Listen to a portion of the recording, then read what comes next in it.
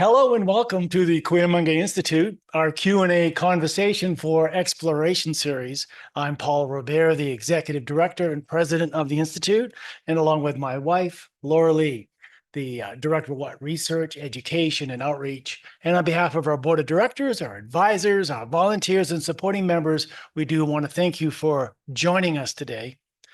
The Cuyamonga Institute's an independent nonprofit research organization committed to researching consciousness and the human experience, following the footsteps of our founder, anthropologist Dr. Felicitas Goodman.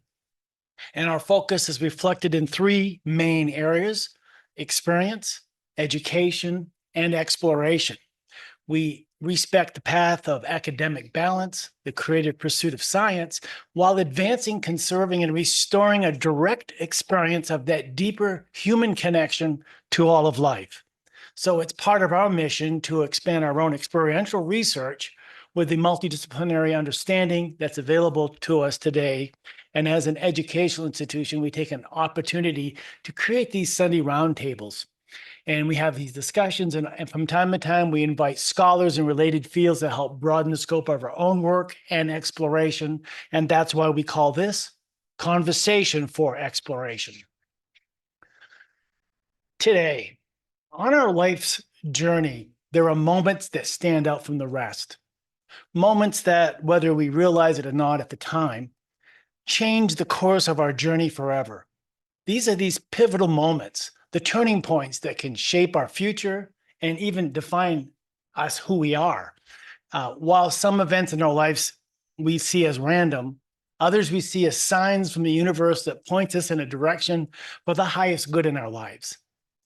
They might come as a sudden opportunity. It could be a tragic loss. It could be a chance encounter, or even a quiet inner knowingness.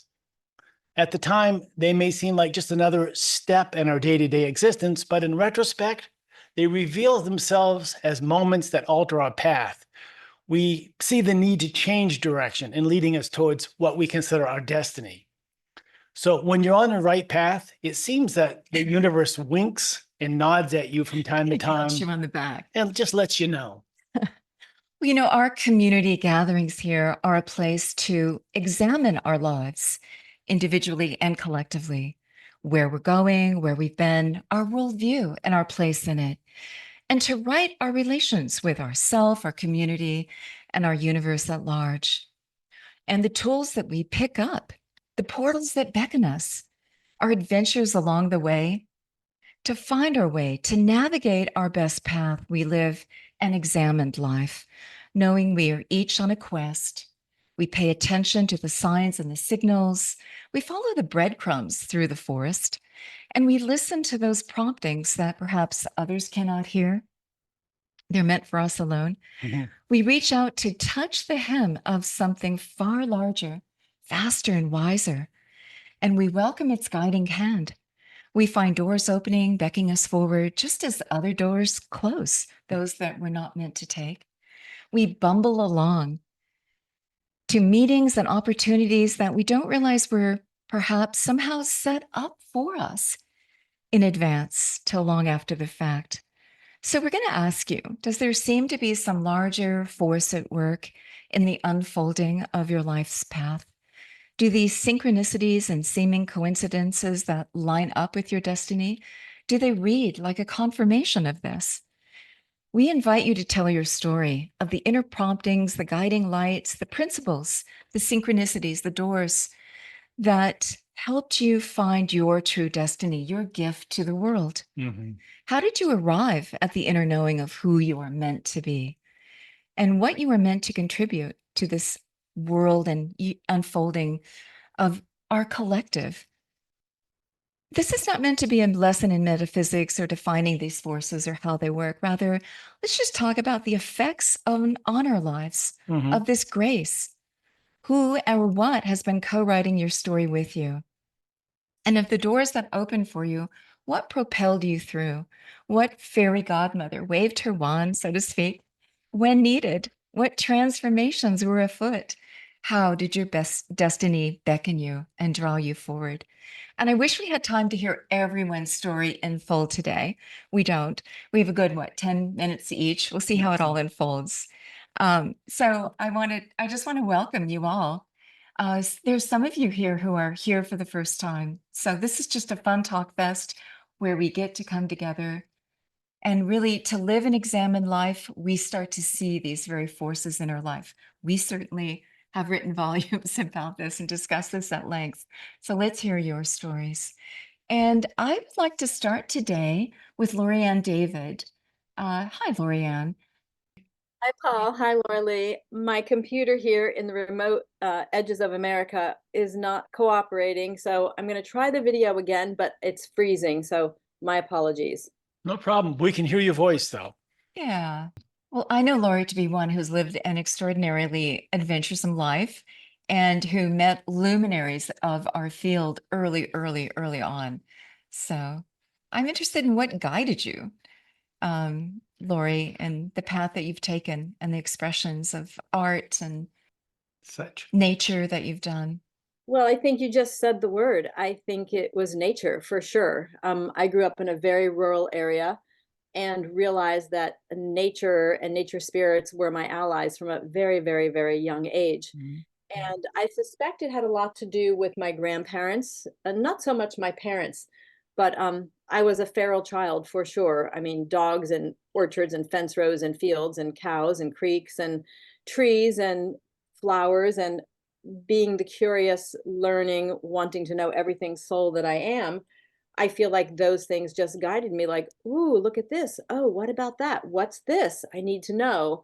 So I think for sure the power of nature and the power of the raw, brutal, basically outdoors, yet at the same time, the basic silence and quiet and smells, all of those, things that arouse your quote unquote 52 senses, I think definitely propelled my journey to mastery for Yeah. sure. You say journey to mastery. You're quite accomplished. So do you want to say how do you define your destiny, where you've ended up in life? Having boundaries, yet at the same time having no boundaries. And I know that that sounds kind of hypocritical in a way.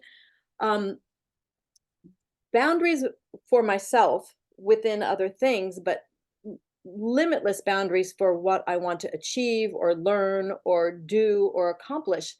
And I know that that comes with a lot of self-sacrifice and a lot of learning and a lot of, 10,000 hours to be really great at whatever you do. And Mhm. I've been very fortunate in my life to just set my sights on anything I was impassioned by and go do it and achieve it and add it to my amazing toolkit of life. Yeah. And you met Barbara Marx Hubbard early on. So one of the first jobs you had was working with her. Do you want to Mhm. tell us about that? Yeah. Barbara, after being in the Bay Area for a long time and in other places, settled on coming to Santa Barbara. And one of her dear friends, Catherine McLaughlin, they had met in LA along with a bunch of other luminaries, and I would call it the 60s, 70s. And Barbara decided to evolve her foundation for conscious evolution in Santa Barbara. And we had a very core meeting at Catherine's house.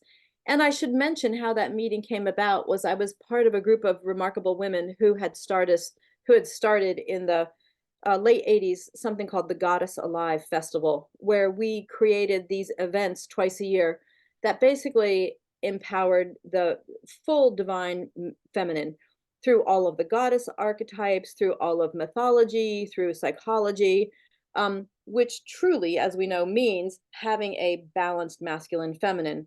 And there was a meeting of our group at Catherine's house, oh, and Barbara was invited. And it evolved into this incredible idea that she could launch her Foundation for Conscious Evolution in Santa Barbara with a core group of people who would actually help her grow it and promote her ideas so that she could write her book and basically have it be a thinking, living laboratory. And Oh, I that's love what that. instituted until her death. Wow. Who did you meet along the way there? Everyone, I would say, in consciousness expansion, uh, different belief systems, and um, there was a segue during that time of other things that I was already working on and working with. For example, all of my work in shamanism and journey drumming, and working with Angelus Arian, and working at Esalen, and um, guiding people through drumming as a sacred soul revival, its place in a culture through all of time. And I think that led into the Organization for Global New Thought, and Barbara's working with Barbara, the other Barbara, whose last name, I don't know why she got married and I can never remember her last name, having a moment this morning.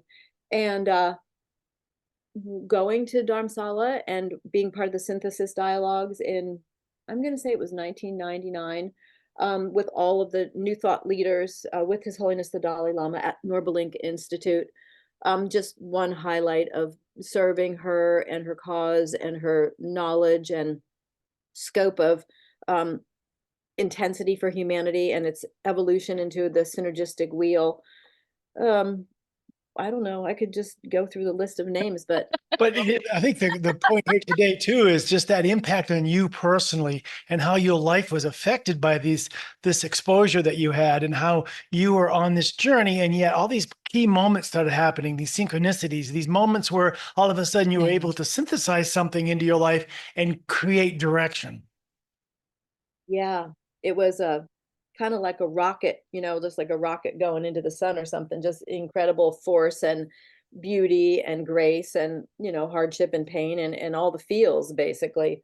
Um, Yeah. I don't But know how, I'm pretty sure that part of the hand that shaped my destiny was just being open to the experience, and also having this, quest and thirst for knowledge that I probably had what some would call a Kundalini experience as a very young girl in nature, which propelled me to want to understand every religion and every belief system, and studying it and reading about it and experiencing it just intensely, and psychology, and realizing that it's all the same, and it all comes down to beingness in the world, and letting your gifts shine, and against all odds moving toward those things that that are right for your soul.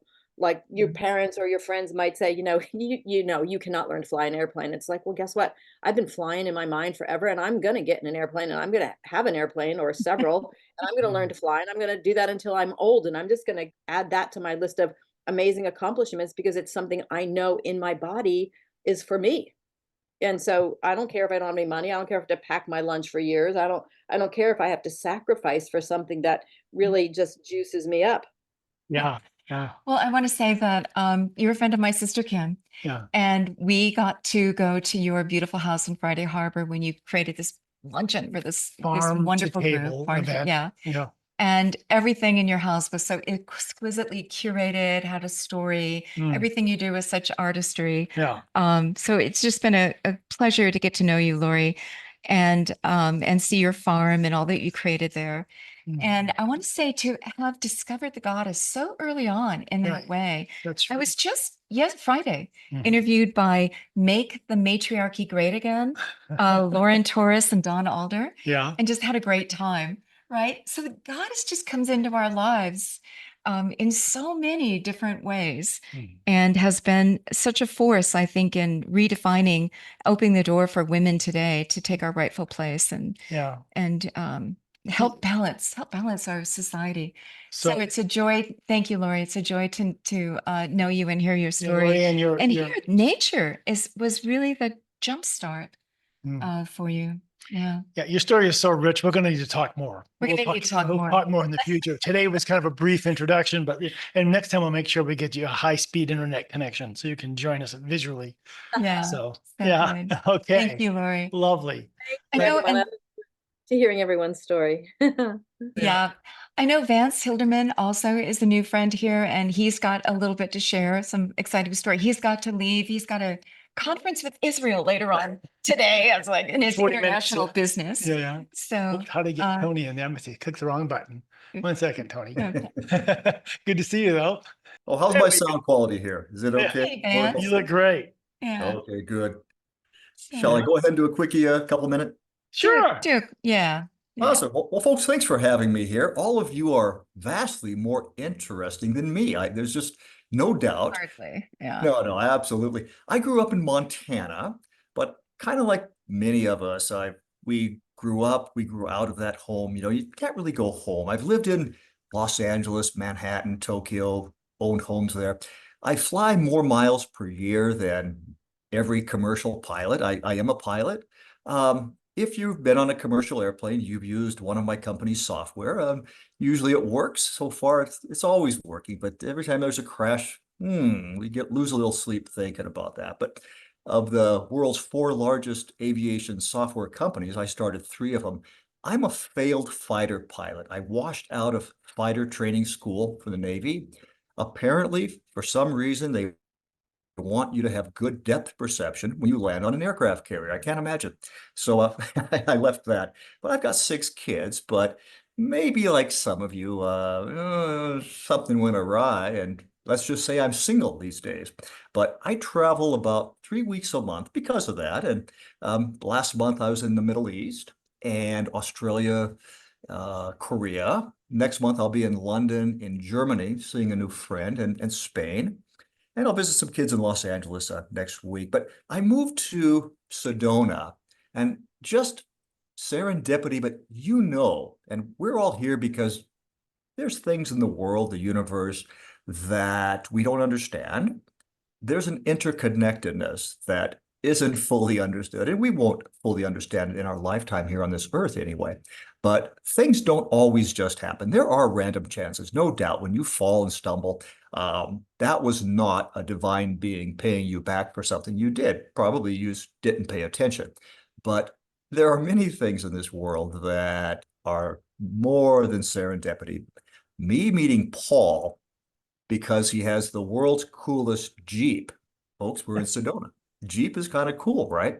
I've got this new shiny thing, and it's embarrassing to drive.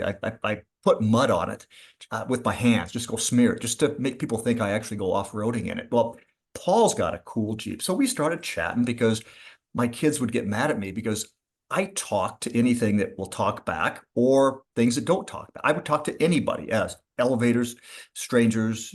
I meet a lot of interesting people, and this is why I'm here today. So it wasn't just chance, but we're here in Sedona, like many people, because everyone's got a story and an evolving path.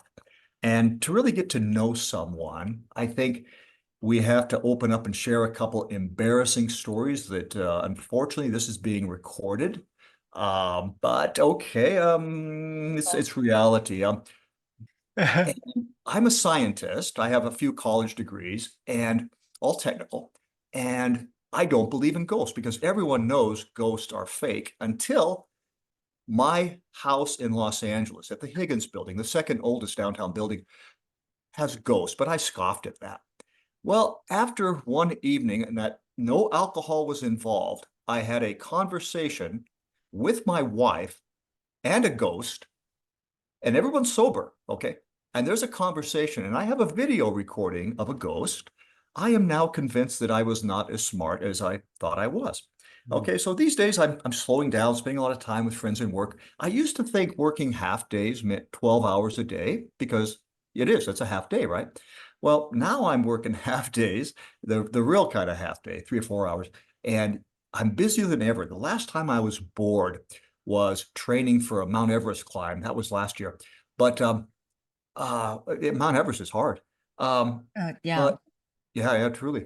But I broke my clavicle on a mountain bike and I spent a day in the hospital and I was actually bored. But that's the only time in 20 years I've actually been bored. But in this Olympic season, I want to win a gold medal next year. Now, I might look kind of old because I was born in the 50s and you're all good at math, but I'm hoping that next Olympics, that's going to be Los Angeles, so my home, right? I don't really go there much anymore, but I got a house there. They tell me I pay property taxes on it. Haven't been there for a long time, but I'm hoping they start a new sport called the most boring person after 6 p.m. because I will win that gold medal. So, Well, that's thank just you. a And I little got to hear about thing. your ghost story. like at a later date, like closer to Halloween, we're going to tell ghost stories, real life ghost stories. We have some too. Yeah. And the So- synchronicities, Yeah. Vance, for you to end up where you're at as an engineer, then all of a sudden with your degrees, doing how you got into the aeronautics aspect of it, Sometimes we develop call this it one company. thing so that we do what we're meant to Yeah, do. Yeah. it's a longer story than we're going to be able to tell, but it Yeah. just a brief amount that I know about it is one of those fantastical stories, how your Everyone's life got- unfolded. Thanks. Yeah. We've Thank all you. got a story. It's amazing to share. Thanks so much. Appreciate Okay. it. Thanks for jumping on. We appreciate Love it. Well, Yeah. I'm gonna keep Carol. it. Carol is next. And Carol. Carol, we met at a potluck with our friends Bev and Don, who do this quarterly. Yeah, yeah. And There was like 60 people there. It was a huge success. know. Yeah, yeah. I know, always this. Yeah. Carol, you have a fascinating story that we heard over the dinner table. So Yeah. give us the summary of it. I'll give you a summary. So back in December of 2012, I was living in Brookfield, Connecticut, which is next to Sandy Hook, Connecticut. Oh, yeah. And December 14th is a day that most of us will never forget, where a young man walked into the Sandy Hook Elementary School and killed 20 children and 6 adults, and then went home and killed his mother. Hmm. And I had neighbors that were teachers in Newtown, Connecticut. And I went and baked bread because what my love language is food. And so I brought bread to the neighbors to say, what can I do to help? We donated money. I knit green and white scarves because that's what we were doing for the school children that survived. And about a month later, I was at a loss, and I emailed my sister, who lives on Vashon Island in Washington, and said, I want to bring a parenting program to our area Hmm. because the shooter's mom didn't know how to help him. Hmm. And I believe there's a lot of adults who struggle with kids, and I want to find a way to help adults better connect with kids. And there is no such thing as coincidences. My sister, the day before, had gotten an email from someone who was teaching a positive discipline parenting class. Ah. And she sent it to me. And I contacted positivediscipline.org, which is the international certifying organization, and said, I want to train 25, 30 people in my town to teach parenting classes. And we started a nonprofit. We wrote a grant. We got funded. We had 26 of us trained, and we started teaching parenting classes. Hmm. What I didn't know at that point was that I had found what I was supposed to do with my life. And so I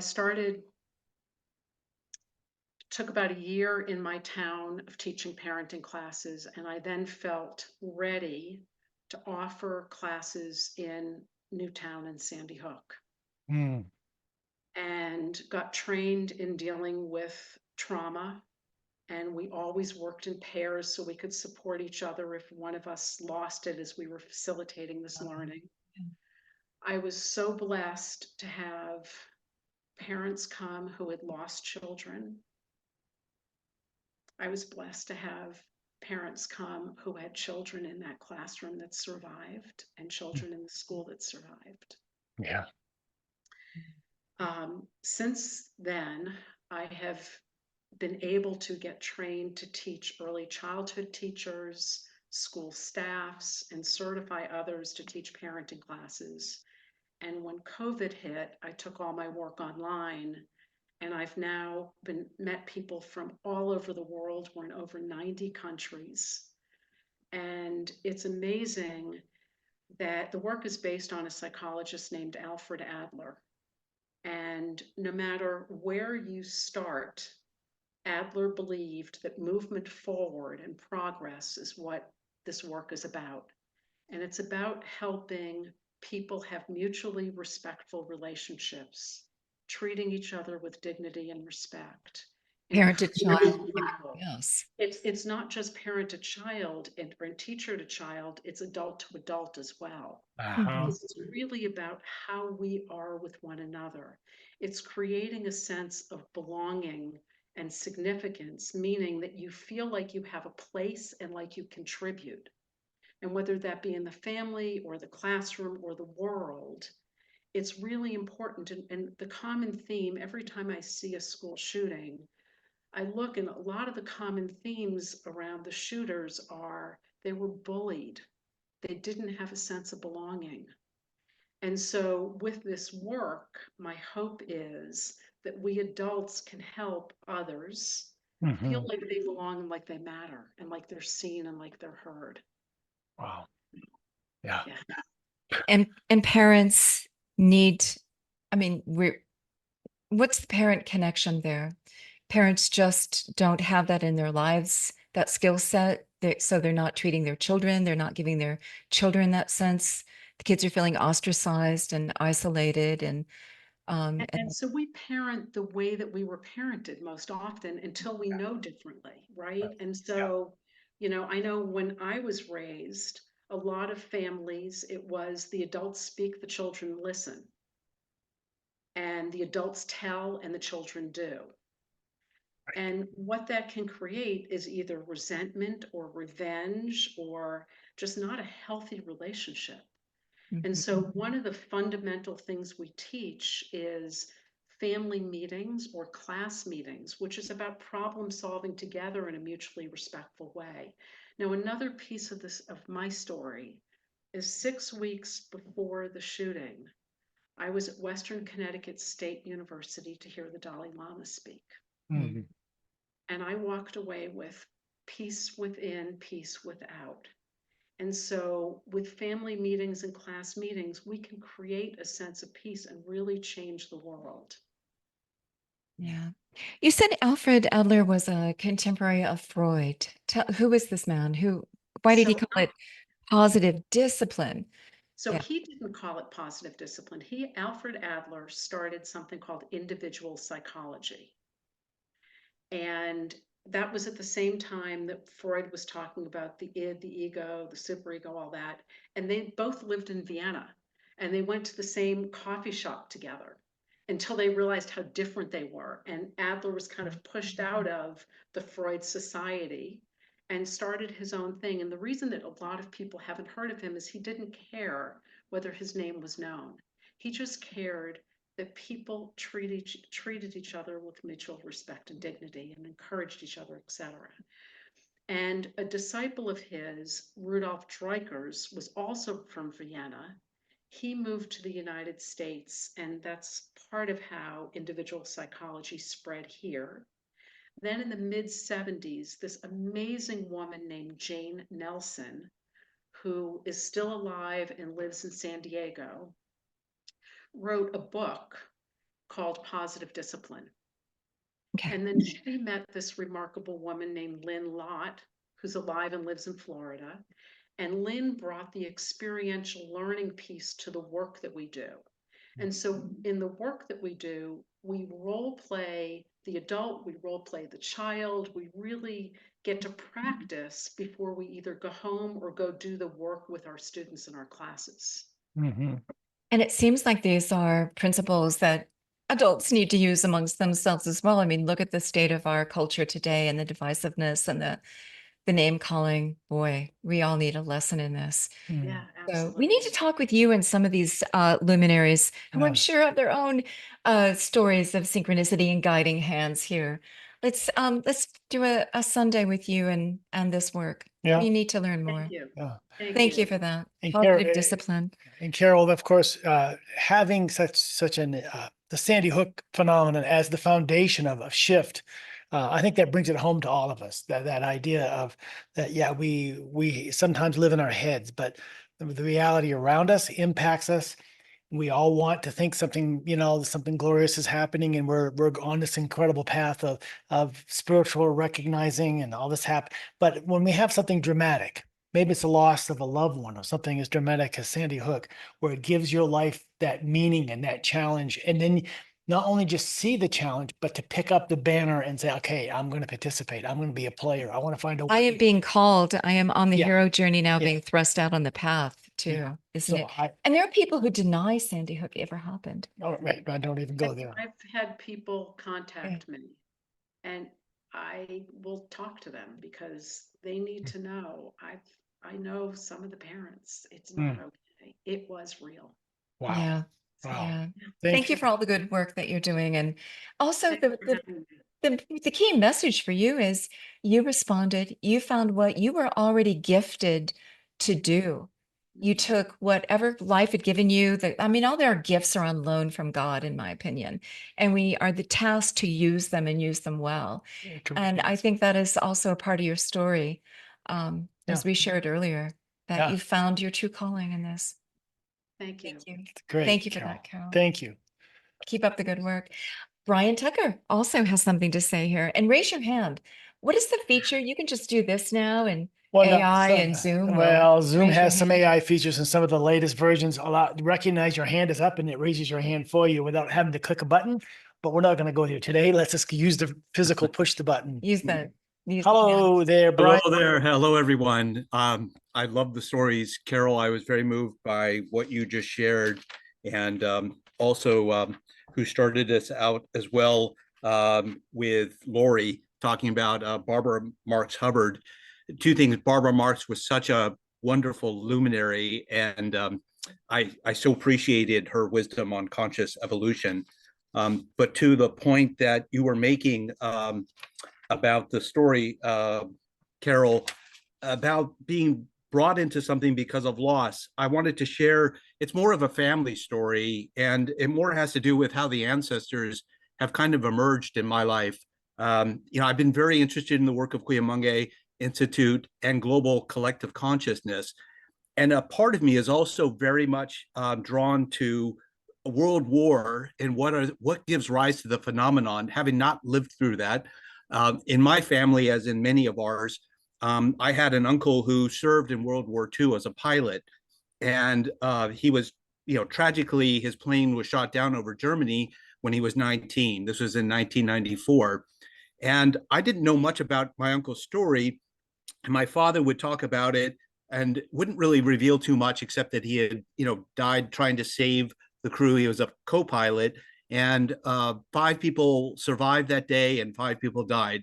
So it just happened in 2004. My dad was diagnosed with colon cancer, and I live in New Jersey, and my parents lived in Kansas, central Kansas.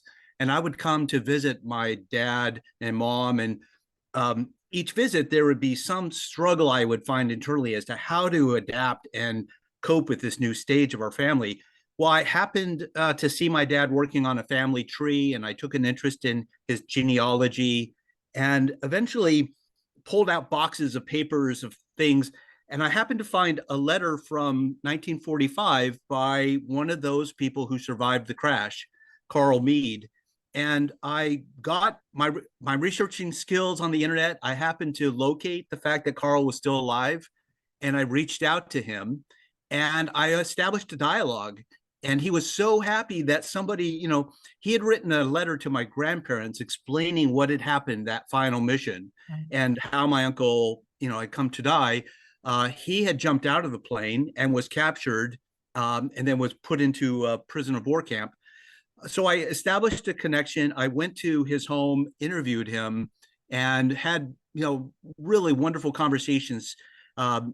Basically, within 6 months, Carl passed away. And had I not taken that opportunity to interview him, I would never have gotten this information. But the part that to me is interesting is what that led to was a decision in 2009 to actually try to research what happened in Germany and to find the small town over which my uncle's plane crashed. I happened to find in my research the coordinates of where the crash happened. And my cousin was stationed in Germany in the Air Force in Spangdahlem. So I gave him the coordinates, and he took a road trip and went with his brother to the location I had given. And sure enough, this small town called Dahlem, which is east of Braunschweig, he found there was a graveyard somewhat, and there were people. And my cousin interacted to find out, would anybody know a story of a plane flying over, getting shot down? The townspeople referred him to the pastor of the community, Pastor Axel Bota. And Pastor had taken an interest in this project and produced a church bulletin, put it into the church bulletin if anyone would speak about this. So several weeks later, a gentleman stepped forward, and he found his father had talked to him about a crash that had happened. So it turned out in 2010, I took a trip to this small town in Germany, Dahlem. I met with the pastor. I met 3 people who were alive as children who saw the plane crash. Oh, And I wow. got to know this young, the son of one of the people who witnessed my uncle's crash. His name is Arnie, and he took us around town and translated and helped me research it. I was able eventually to produce a book about this experience. This happened in 2013. I published a book called Generations of War, A Family's History of World War II. But just this weekend, Arnie came to visit from Germany. And I got, after 14 years, the opportunity to reconnect with him and feel the power of love.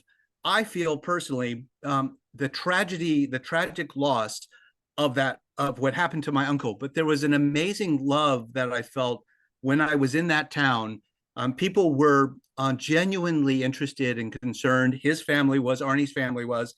And to be able to kind of keep that love alive across the distances and then be with him this weekend was truly amazing. So my story is more about the way that these unseen hands of our ancestors can sometimes take shape because their stories want to be known in this world. And I feel blessed in some ways to be able to give voice to some of what our service people have gone through, the phenomenon of a war, hopefully so it never has to happen again.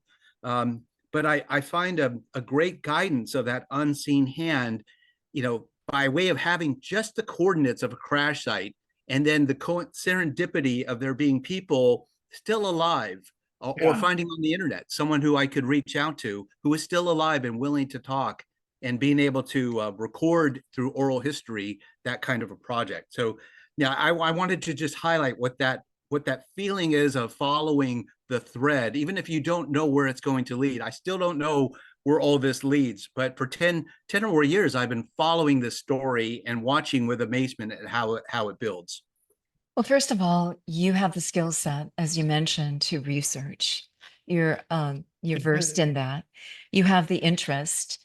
You're articulate and a writer. You've written a book about this, did you not, with your family? That's what he meant, yeah. And so the ancestor chose the right family member to open up that portal for this information to flow, Brian, because you've done a beautiful job with it all to tell that story. It's also interesting that Lori Ann talked about, I want to fly, I want to be a pilot, I want to soar. Then we had Vance, who was a pilot, and he actually does develop software for the aviation industry that's used worldwide. And then you're talking about your uncle who was a pilot. So Kind of another thread of conversation for sure. Well, thank you, Brian. boy, Brian. Good. Yes, you're welcome. Yeah. So, but also just to follow the cues, there was something that really pulled you forward. Other people might have dismissed it or thought, okay, that's interesting. What pulled you forward to dive into this so deeply? I'd have to say it was a very remarkable thing to watch my father come alive every time I shared something about his brother. And I just had a sense it was giving him some meaning and, some excitement while he was facing, a diagnosis, a very difficult diagnosis. So I kept being motivated by seeing the reaction in my family and watching it sort of ripple out the more I did this research. Yeah. Yeah, we have a lot of friends who are German, grew up in Germany. One who's going back soon, and her family in Germany we've met, and their attitude towards that whole chapter is never again. And it just shows how all of us need to stand up and co-create the world we want to live in. Yeah. We just can't passively let somebody do that for us. Yeah, I was Exactly. mentioning A that just collective effort. on a side note, Dr. Goodman journaled her entire life, and then we have her archives of her writings from the 1930s on. But in the early 1930s, she took time to rewrite her journal from childhood because it was lost in the bombings. Yeah, And her so- home was bombed. And so, Yeah. yeah, so I mean, it's just those kinds of stories. Anyway, and Brian, you're also involved in interfaith research and in connecting the dots of I don't know, spirituality or whatever term you want to add to that. But I think that that's interesting that you have this broad perspective of reaching out to the world, looking for connection. And at the Yeah. same time, you also had the wisdom to look deep within your own family to finish that story. So it seems like you're reaching down and up at the same time, trying to have that grounding and also that movement forward. So, yeah. Thank you very much for sharing, for a chance to share with everyone. Thank And we you. appreciate all you do for this institute, Yeah, Brian. Brian. Thank you. Okay, There's well, Tony well, Hall.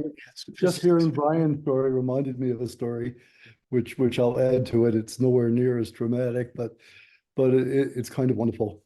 But we my have to great- recognize you as another one who reaches for the stars, Tony, in your own way. As- Right, that's well, true. in a very my- big way.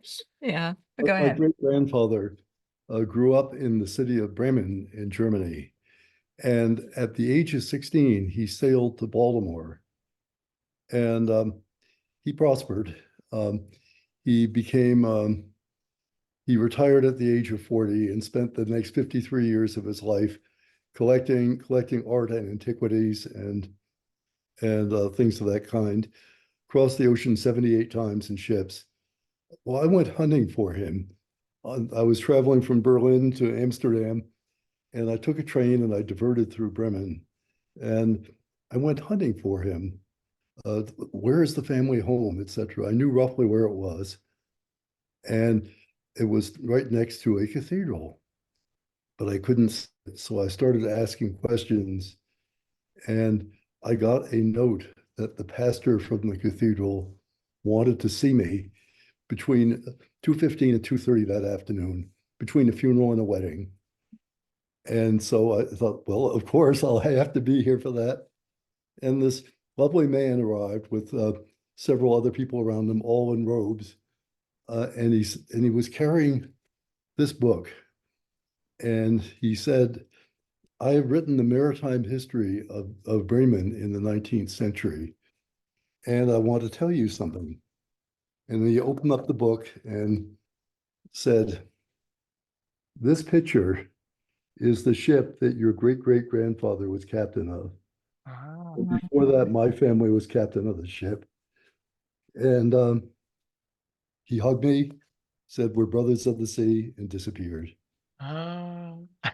Oh, I had to think of that. It's nowhere near as dramatic as and wonderful as Brian's, but it was special for me. It was a connection to absolutely. the place, the people, and who would have ever thought? Who would have ever thought? Yeah, Yeah. yeah. Wow. Well, thank you so much, Tony. We Thank always have you. fantastic conversations with you and insights. And Tony has been on our program many times. For those of you that are not familiar with Tony, astrophysicist, and works directly on the Webb telescope, working with the mirrors. And his history is much broader than that. But that's a brief introduction. Go look up Tony Hull on our website. All right, Tony. Thank We you. continue. Thank you all. And I see Viola, I see Sister Margaret, but I want to tell you a quick story that I discovered. My mother is first generation American from her two parents that were Swiss. Right. She did a lot of genealogy Mhm. to find out. You know, it's interesting because we used to know our family histories, right? I mean, if we used to recount and recite when we would meet people from other clans, our whole family histories. They're important. And in our modern world, they've been put by the wayside all too often. But my mother did some research, and her maiden mother's name was Oblinop. Mhm. And so there was quite the coincidence here. The story goes that we read and were told is that on a mountain village, many villages dotting a mountainside in the Alps, and I think this was around, well, her mother was from Interlaken around there. Mhm. And so there was a crash a few centuries ago that the other villages heard. big commotion, an avalanche. It had taken an entire small village down and plopped it into the lake at the bottom of the hill, the mountain. And so they all looked and they said, who are the survivors? There was one baby boy that was found in a wooden cradle. Yeah. The wooden cradle was able to float. Miraculously, this baby boy was still alive and floating in the lake amid all the debris. And so they got in and brought him, and they said, who are you? There was no family history, no clues, and so they named him Down from the Alps, which translates as Alplanalp. Mm. And so that's my mother's mother's name, Down from the interesting. Alps. Yeah, yeah. So miraculous story. Mhm. One surviving family member of a whole village. But there's so many key moments in our lives, right? That we figure that trigger us, that give us, will we pivot? Will we change direction? Will we recognize things? Sometimes we don't. We've talked extensively about the near-death experience as one of those phenomenons that most people recognize as those life-changing moments, that once you face death, you realize the priorities in your life and you reassess, and your path forward will be different than it was previously. And I think that's So you're asking, what are those major abyss that we leap across that changes the direction of our life? The yes. dark nights of the It's soul. yeah, the- we all like the Come to idea that Jesus we're going to moments. go do a meditation and transcend, but there's also those transcendental moments in our lives that transcend, that change everything. Whether it's something as dramatic as Sandy Hook, or maybe something more. The story of Graham, who's not here today because he's in Australia. He's one of our great friends, and He has a similar story to Brian yeah, in his story- searching for his. but the idea that he found the very specific piece of research he found was in a garbage can when he was walking through. He's writing a So- book about a German researcher. Right. As a biologist, he wanted to tell the story of that biologist who made a major contribution to Yeah. medicine that is not recognized. And so Graham and Shelley, our dear friends, travel widely. And he was researching this. And so it's just one of those amazing moments because And he found pure the house. He went scientist. to the house Yeah. where this gentleman had lived, and somebody had cleared an attic, and he found a lot of his records in the trash. Fabulous. Yeah. I know. Talk about coincidence. So So let's raise our hands and begin going around the circle of those who he's have got a a story. story to tell as Oh my well. gosh. Yeah. It's also interesting to me, and I've been recounting this in my life, is the childhoods that we have, the particular lessons that we learn, sometimes painfully, and sometimes we're just gifted with, or sometimes it's just an aptitude that we have. And then we pick up these skills, we have these experiences, we're tutored along the way. Mhm. And then it seems like when we finally reach what we think we're supposed to be doing in life, that all of those skills, hard won, seem to be the skills needed to fulfill the destiny that we seem to arrive at. Mm. And so that's what I mean about the unseen hands. Mhm. We just bumble along in life. Yeah. And then we pick up experiences, observations, mentors, fairy godmothers waving their wand, doors open. Yeah. Some doors slam. I know it's so significant, the doors that have slammed in my face that I thought I was supposed to go through. And I go, okay, that door is closed. And then another miraculously opens Yeah. that seem to just draw you in. And so I think the doors that close are just as important as the ones that open for us. And so it's also And very just the, instructive to write our life as a fairy tale or as the hero. We are the hero in our own hero journey. That's also quite instructive. I'm going to go to Lorianne in a second. Luann, Luann, but let me go ahead. And Monica also put hers in the chat room. She said she can't speak today because has a sore throat. But you go ahead and read on it. Yeah. You want me to read? Monica Duras Bowles, who's a member of this community and been on quite a lot, has said her throat hurts bad today, so she would rather not talk. But she says, I can say just how wonderful to be here and listen to these deep ways. A cosmological form of, quote, knowing is present in us, just as it is present in the universe, at work in emerging relationships between the simplest atoms, and at work in our own relationships, at the places Carol talked about, where it is possible to be, to belong, to contribute harmoniously And indeed, carols have been people to do just that. Tension between parts is how the intention of the whole is achieved. To be in tension is to make possible the expression of the intention of the invisible hands, the intention of the whole. Time creates one tension after another. Ah, Thank you, Monica, for explaining the metaphysics of this. It is a universal she doesn't think of it as dynamic metaphysics. She thinks it is physics. as physics. Keep going. Yeah. Monica goes on to write, when we find ourselves flooded with zest for action and work, it is the mysterious intention of the universe that is flooding us. If we don't pay attention to these feelings, there is no way the mysterious intentions of the universe can get to us, because it's through the feelings that we're connected.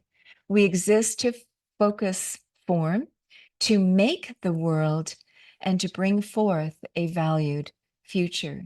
That is our role collectively. Yeah. That is our role. Well And I said. truly appreciate, Monica, you and Brian Swim's work, and following in the heels of Thomas Berry and Teilhard de Chardin, that you are pushing this forward and making it so accessible and helping us understand these unseen hands in our lives really are the workings of the universe. It is how we are meant to be and exist, and to bump our way towards ecstasy and coherence, is it not? So, Viola, I am sure you have something to add here as well, Yeah. while we wait for Luann to get her connection back again. Well, I'm in my 80s, so I've got 80 years of unfolding He used to choose from. and trying to get wise and haven't got there yet, but working on it, wisdom. It's funny that I hear Thomas Berry mentioned so much, because when I left Texas to come to Oregon, I was guided to come here by a lot of synchronicity. It's like my middle name is synchronicity. Everything that happens in my life just seems to just fall into my lap from heaven, from wherever. And so I left Texas, one thing after another, like I said, brought me to Oregon. And what happened was I was following the Gene Houston's Search for the Beloved. So I was looking for my beloved. And I thought it was a person that I was in love with, that I was following. But when I got here, I realized, wait, that beloved is not a human. That is, so I started researching what the beloved was and doing all this work. Anyway, I ended up creating a resource for teachers, eighth grade, first through eighth grade, called, it's just a resource center where people would do and learn about holistic education. And it was based on the work of Thomas Berry, because when I read his book in 87, The Dream of the Earth, I'm saying, oh my God, this is it for me. So that was Thomas Berry was my mentor from that point on.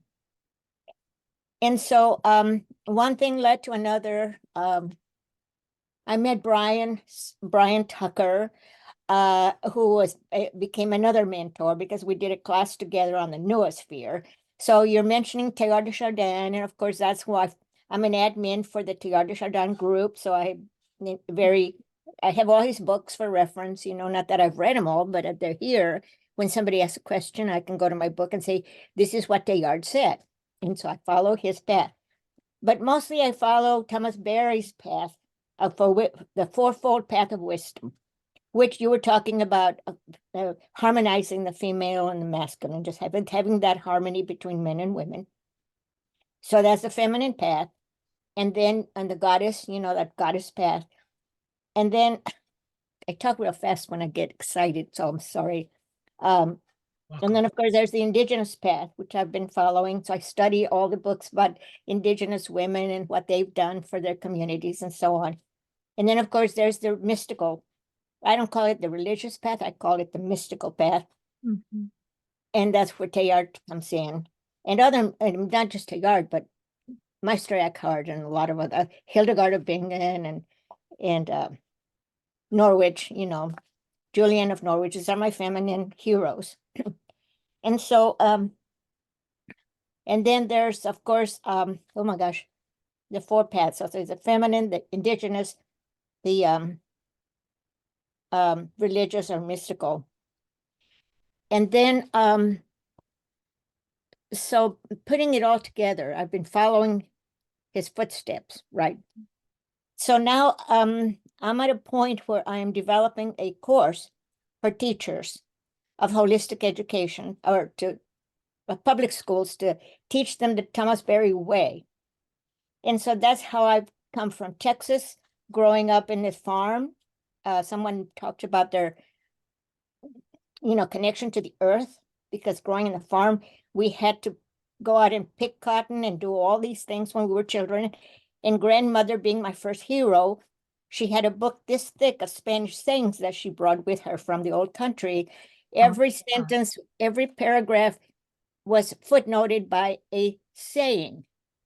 Things like, you're known by the company you keep, that sort of thing. Lots of them. I mean, well, anyway, I don't want to wisdom say right too much. there. Yeah. But it's like my whole life has been guided by unseen hands. This is why I said I've just got to be there, because I am one of those people that I don't know where it's coming from, but ever since I studied A Course in Miracles back in 1987, and I learned about the Holy Spirit, and I have this little affirmation box of cards, so I take one out every morning, and every morning there's a message. And I listen, and of course it's a non-dualistic type of course, so I go the non-dualistic path. And, and I follow people like David Bohm, who is also, to me, another hero, but in the science area, which was the other wisdom path for Thomas Berry, science. So you got to know your science, got to know your mysticism, and you got to know your science, and you got to know about the goddesses and all of this indigenous stuff. And so here I am, out of breath, because I've got so much to say, and I don't want to say too much more, but I am so grateful to be here today, and thank you all. Your stories are fabulous. I'm so inspired. I've been writing down what you say, because it's so dear to my heart, everything that you're saying. And Laura Lee and Paul, I love you guys, and I'm sorry I don't come all the time, but I usually am taking the David Bohm courses every Sunday, and I don't want to miss those, although today I missed it, and I might get the recording. Anyway, this is okay. So I have to ask you, how do you now define the beloved that you have been seeking? Well, it's the beloved is all is, everything is interconnected. That is God, if you want to use that name, that's the all, that's the beloved. And Yes. I'm very close. Oh, and of course, St. John of the Cross.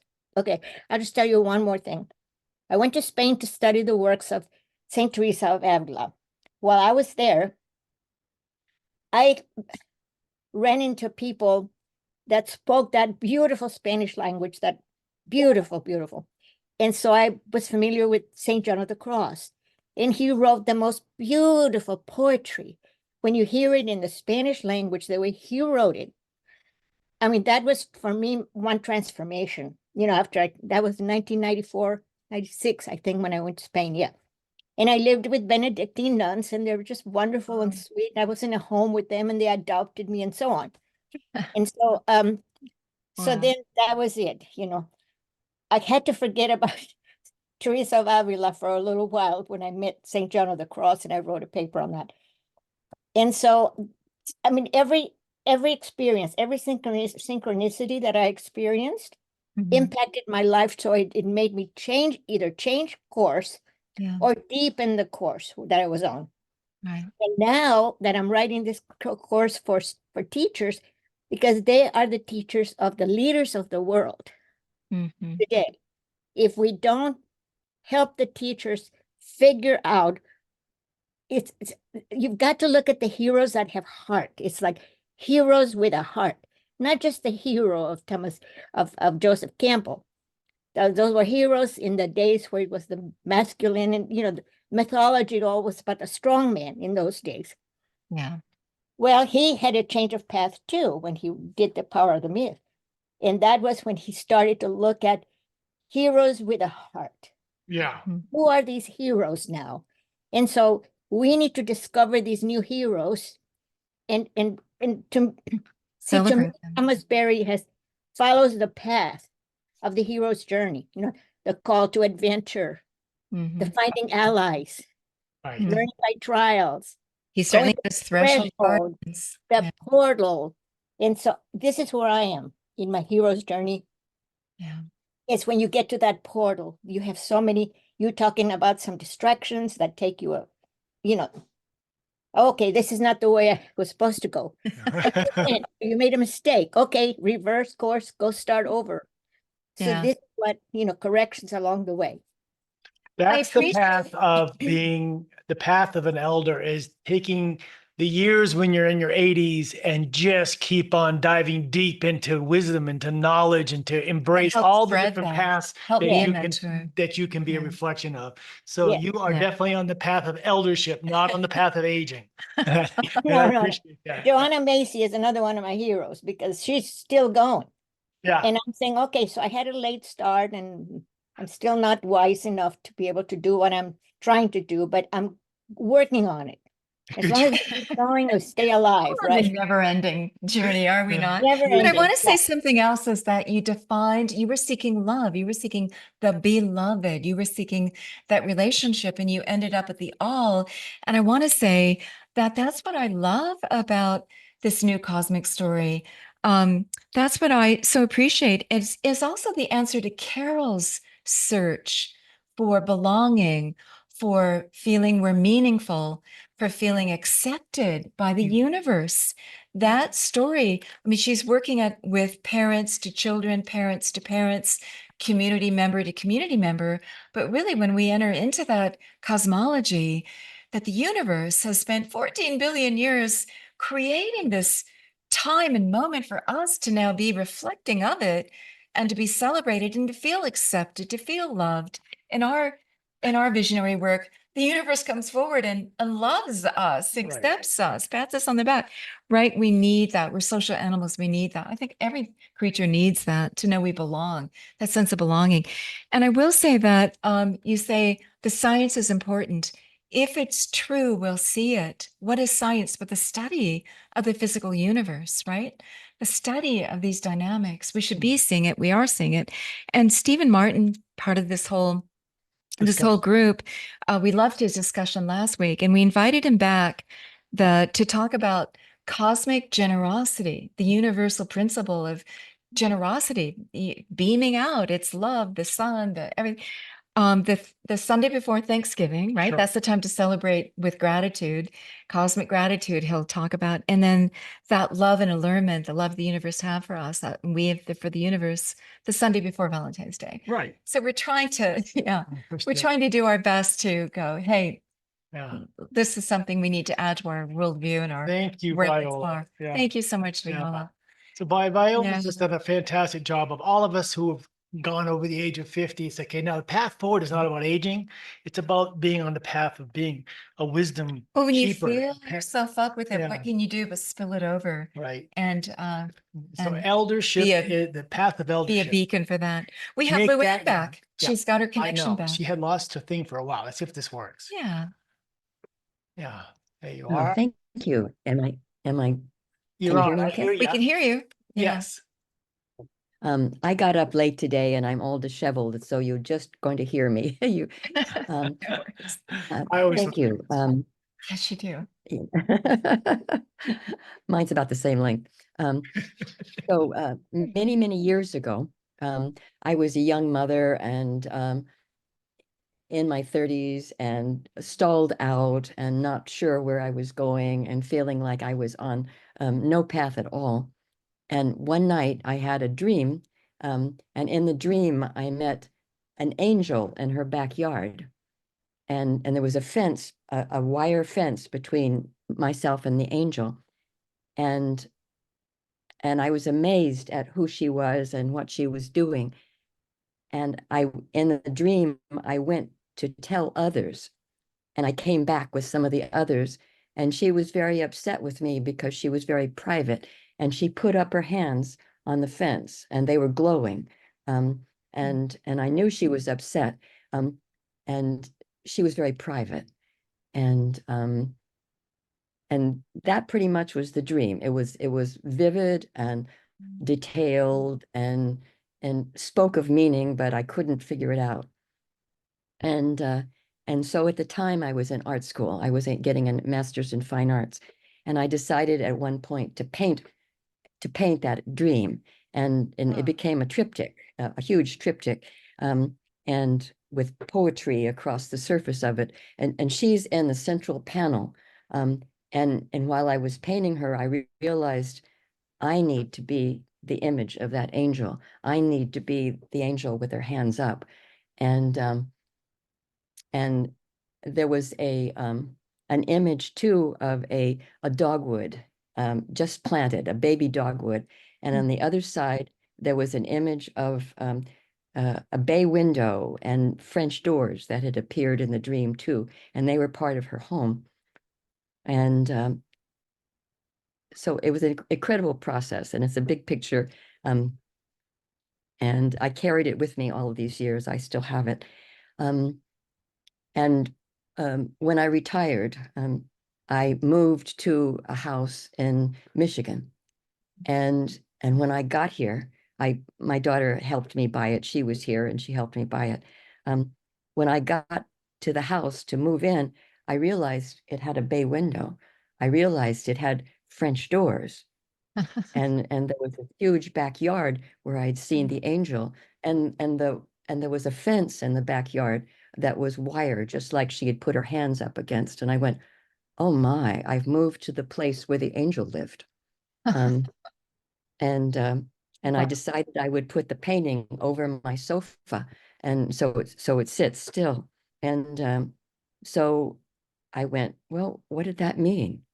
You know, I become someone else. I become this other. And I'm a very private person in that regard. What am I going to do? Forth. What's my life about? What's it going to unfold into? Why did I see that in 30 years ago? And so I've been here for 12 years now. And at the top of the COVID epidemic in Yeah. March or April of 2020, uh, my neighbor's dog got loose in my backyard. My backyard is fenced, and somehow got in there and couldn't get out and was under my deck barking at something, probably a cat. And I couldn't get the dog out from underneath my deck. And the dog belongs to my neighbors, and the woman's name is Angela. And I said, please come over and call your dog because I can't get your dog out and he's barking. And she said, oh, I'll be right over. And I realized, oh my God, it's COVID. I don't know how much contact I want to have with this woman. I could get COVID. I don't know what this means. And she came and she knocked on the door, and I said, well, go around to the gate and I'll let you in there. And I went around to the gate, and she was pushing on it, and I unlocked it, but I couldn't get it open because it was early spring and the grass had grown underneath it. And I started a way to get a shovel to help her get in. It was quite a process at this point. And the dog is barking. Yeah, and she managed to call the dog, and the dog ran to this partly open gate, and she got the dog through. And then I went over to reclose the gate, and she was pushing on the gate, and I locked it. And then I realized, as a gestalt, all of a sudden I'm reliving this dream. And the woman on the other side of the gate is pushing on it. Her name is Angela. She's an angel. Interesting. Yeah. So you had quite the and deja vu. Yeah. well, it's not done yet. Oh, And okay. she said, you're an angel. Aw. And I went, oh my, this is really something. So she left, and I walked away to the gate, and I realized, oh, the dog got through under a hole under the fence. I need to put some wood over that hole. And in the dream years ago, I had seen the angel carrying wood in her hands toward the house. And at that point, I had 2 pieces of wood in my hands, and I went, oh my. And because I was still reliving her. And then I realized everything had fallen into place from the dream. but I had no idea what it was why did I know 30 years ago that I was going to be in that moment? I was meant to be there. Mhm. Meant to And be. it still is unfolding. It's still a mystery.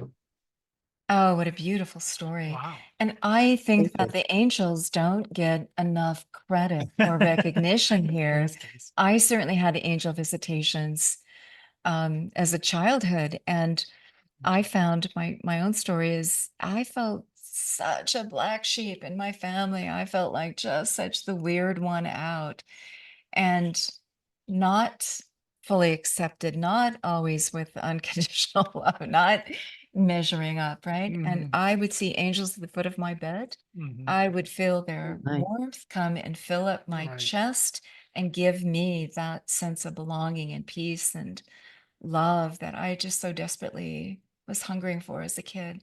I think these angels are there and alive and acting in our lives and coming to our dreams, Right on. coming in our second sight, coming in our emotional Yeah. sense, Mhm. and that they're present in our lives. Oh yeah. So what a Mm. beautiful story. Thank you, Luann. Luann. I'm so glad you found Thank you. us today to Yeah. share that. Thank you Keep so on much. keeping I'm on. glad.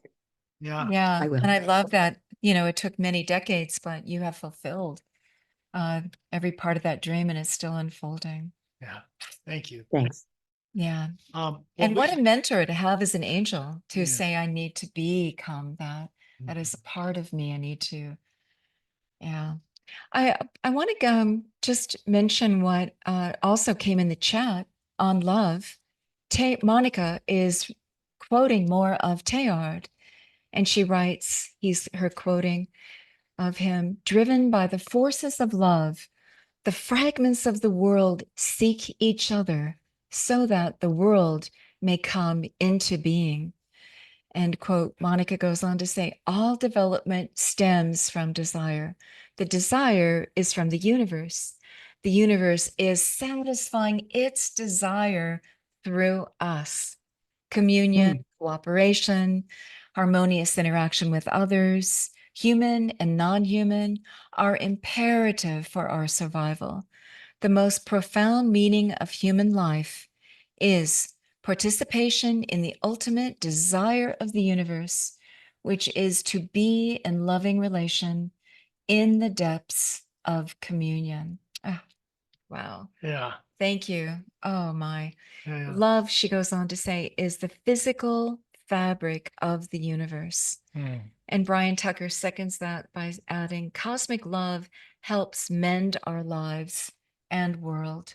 Mm. And we are meant to find that cosmic love. We are on the path to find, this is our destiny, our collective destiny, our collective hero's journey. Yeah. And boy, we've been through the dark night of the soul. We've had mentors here with one another, with these luminaries of the past, with the angels, with the direct knowing of this universe.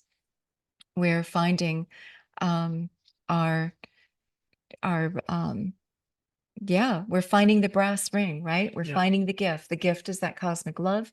It's there for us. We open up to it, let it work through our lives. And I think that's why we're having this very conversation. What are the synchronicities? What are the doors that are opening? What are the doors that are closing? What's propelling you on your path? Yeah. And your path is guided by these unseen hands, these forces of the universe, as they're described. There's science to this. We also speak in a mythopoetic language about this. Mhm. But to live this examined life is to find how these forces are at work in our life and what is it propelling us forward to do, to find our collective story, one of we are cosmic beings, we are stardust, we are part and parcel of this cosmos.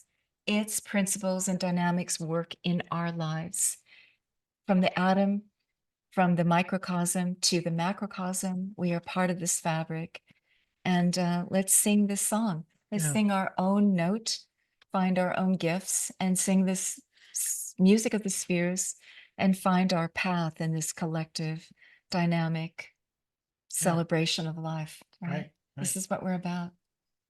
And It- looking at our own stories, sharing it with one another is part of doing this. So And also recognizing those opportunities as they come, and also sometimes not recognizing, but then later on recognizing Oh, living it in the moment and and- later saying, oh Yeah, yeah, that was part of my destiny. That was an appointment Yeah. assigned to me and I just bumbled into it. So- Thank you.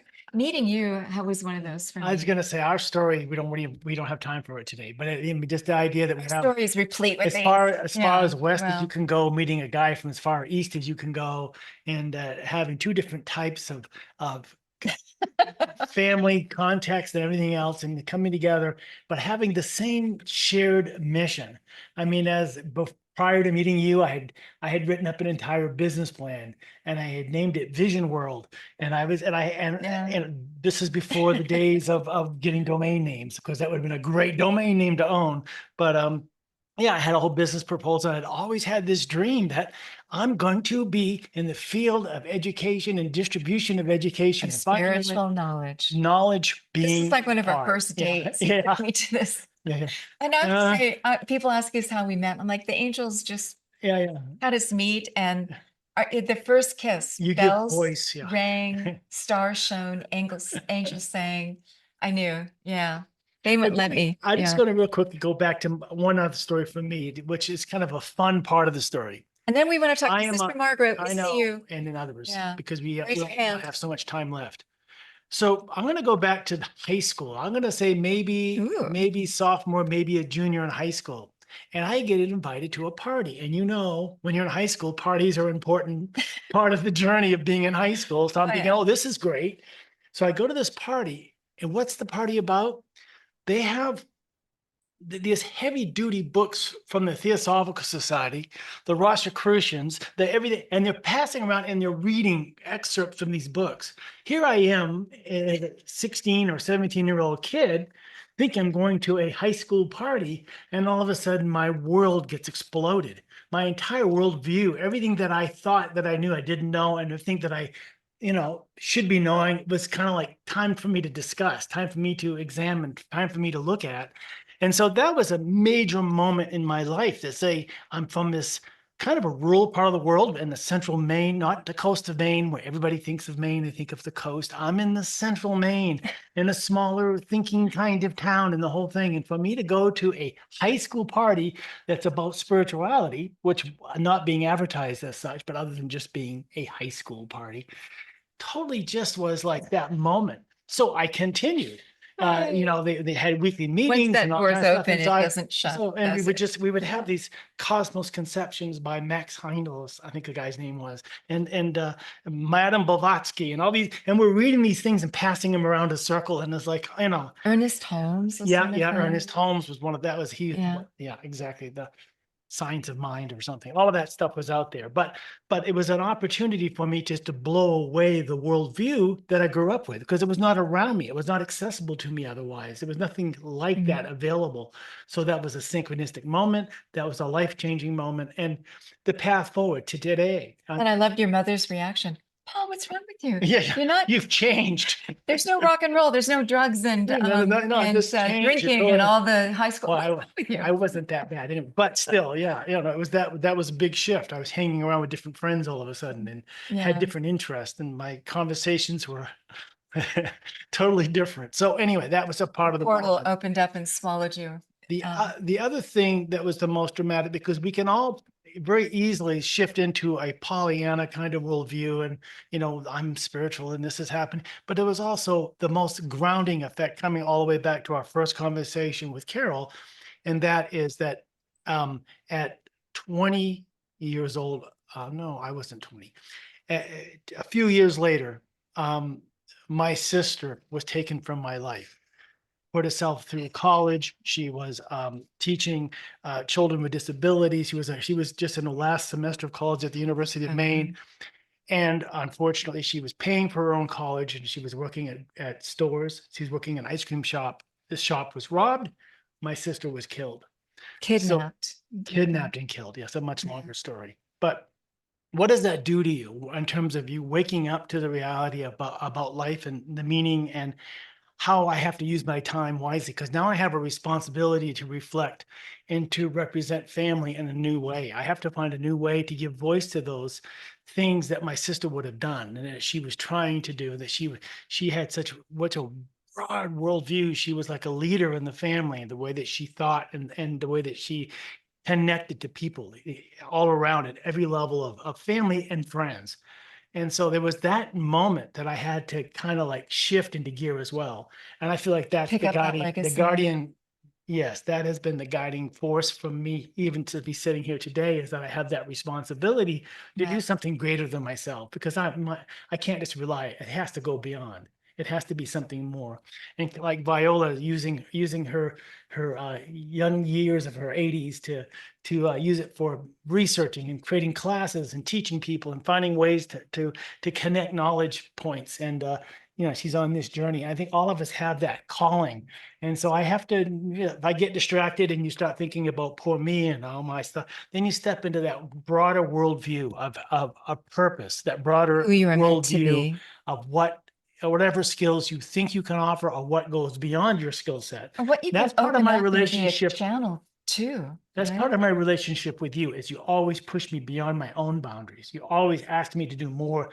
And I'm not talking about physical. I'm talking about you see me in a light that brings out the highest good in me, wanting me always constantly to think of greater thinking, greater thoughts, greater person in terms of all that I can be. And so that's how we seem to share together and pull that out of each other in ways that that the whole is more than the sum of its parts. End of story. Yeah. I also want to say thank you for that. Thank you. Yeah. I also want to say that, our ancestors work through us in interesting ways. And my mom always said that she felt her mother, who died when she was a teenager, Mhm. was there looking over her shoulder, an Mhm. angel in her life. Right. And, in my mother's deathbed, I just said, hey, Mom, will you be that angel looking over us? And indeed, my two sisters have stories of how our parents have come through in interesting synchronicities. And that's a whole other story know. because we've talked about those. Yeah. Yeah. How our family members come through in the signs and the signals. We've I talked about that. want to Let's go back I want to to bring in another elder. I want to bring in Sister Margaret, because yeah. she always has such important insights. I don't want to put pressure on, but yes, always wonderful things to say. Hi, Sister Margaret. Hi, good morning. Well, first of all, I want to thank so many of you for the wonderful stories. They are Yeah. just so inspiring. And, uh, you know, Lori Ann's story reminded me of Brenda Gore's dream. Oh, Remember, she had a dream of a house, and then when she was walking one day, she saw this house, and that's how she got together with Felicitas. yeah. Yeah. Right. Yeah. So yeah, dreams are important. Yeah. Pay attention. Well, I've had a long life, so I've had a lot of changes. Um, Somehow, I began to believe in intention, the power of intention. I'm not sure really where that came from, but it's been a big part of my life. And so I'll just share one of the things that happened. Um, I was studying for my master's at UCLA, and our community got this letter from the then Cardinal Archbishop of Los Angeles saying, no religious woman or man could study genetics in a secular university.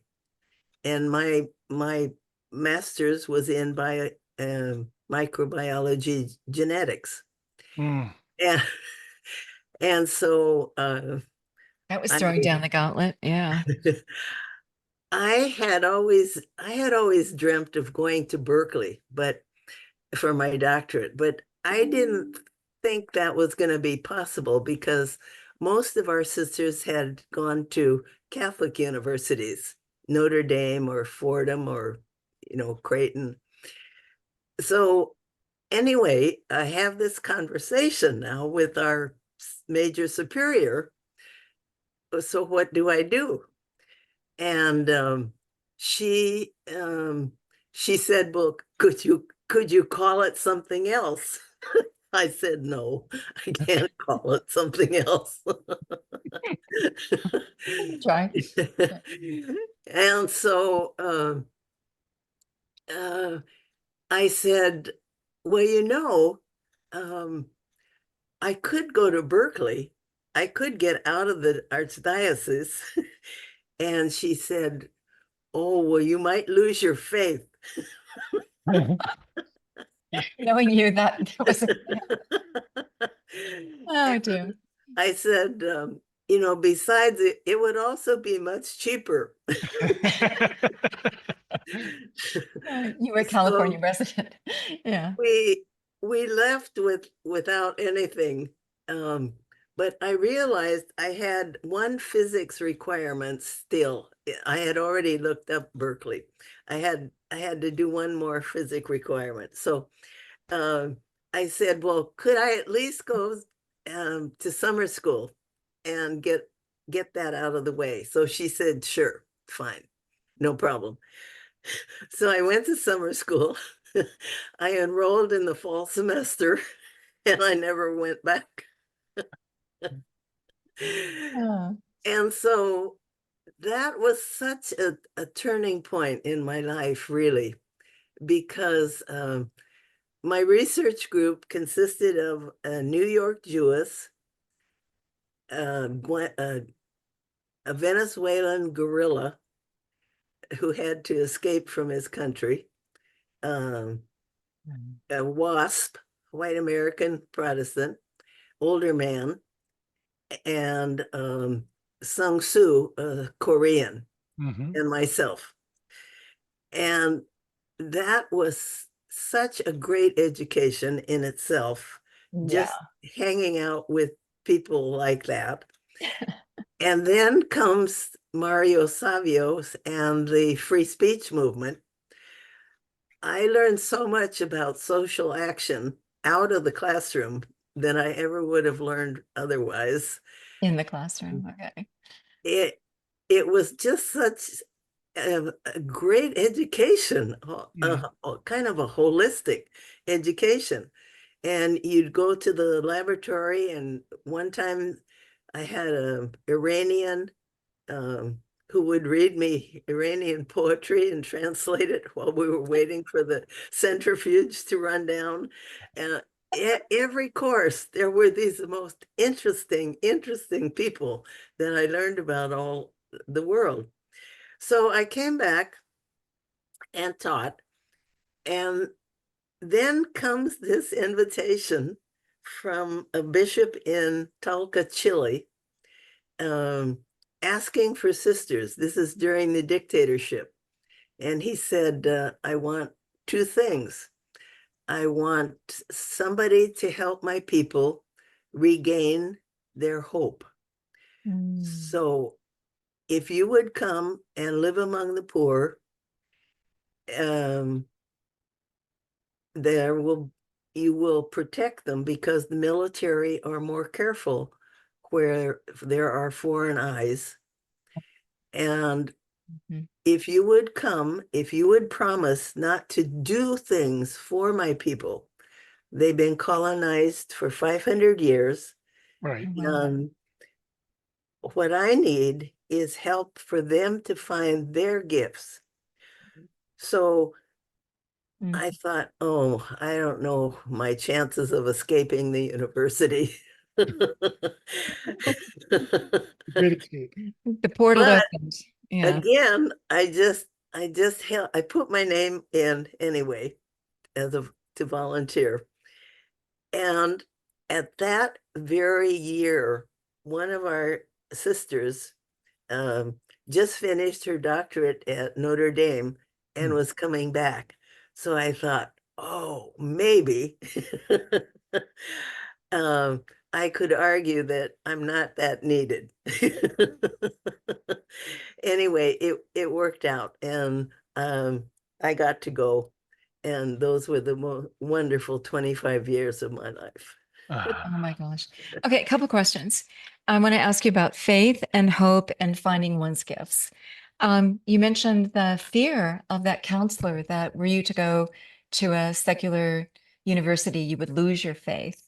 You didn't, but it changed your faith. It deepened your faith in some ways. It expanded your faith. Can you describe Mhm. that?